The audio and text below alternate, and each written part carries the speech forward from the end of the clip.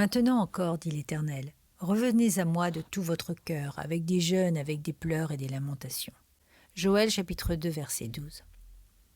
Qui ne connaît pas de période d'éloignement de Dieu, de questionnement et de temps où, bien trop occupés par les tentacules de ce monde, nous vivons une anorexie spirituelle profonde.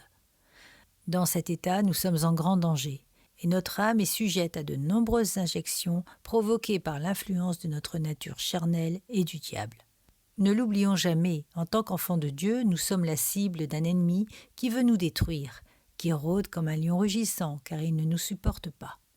Le Seigneur crie vers nous, « Revenez à moi de tout votre cœur, avec des jeûnes, avec des pleurs et des lamentations. » Et il dit dans le verset suivant, « Avec des pleurs et des lamentations, déchirez votre cœur et non vos habits, car je suis rempli de compassion. » Nous tombons tous, mais ce qui est impératif, c'est de ne pas laisser s'installer un état chronique d'éloignement et de léthargie spirituelle.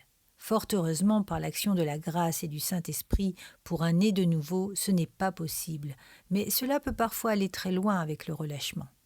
C'est pourquoi les appels de Dieu à veiller, persévérer, entretenir notre foi, prier et méditer jour et nuit ne cessent d'être rappelés dans sa parole. La foi sans les œuvres est morte. Le diable, lui, ne cessera jamais de nous harceler, de nous tenter, de nous provoquer. Ne pensons pas qu'en participant seulement au culte du dimanche et aux réunions de prière, cela suffise à repousser l'ennemi. Certainement pas. Le combat est permanent et notre discipline doit l'être tout autant. Oui, la parole de Dieu proclame dans Romains 8, verset 37, que nous sommes plus que vainqueurs.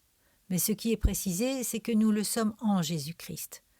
Alors, si vous êtes dans cet état de relâchement, saisissez le bouclier de la foi. Suppliez le Seigneur de vous donner sa force. Jeûnez s'il le faut et pleurez de larmes qui s'abandonnent entre les mains de Jésus afin qu'il vous relève. Courez vers celui qui crie « Revenez à moi de tout votre cœur », avec des jeûnes, avec des pleurs et des lamentations. La vie en Christ est-elle comparable à la vie du monde ? Peut-on comparer un avenir de perdition avec l'éternité auprès de notre Père dans son royaume céleste ? La vie ne vaut-elle pas bien plus que la mort ? Alors lève-toi et marche, te dit le Seigneur.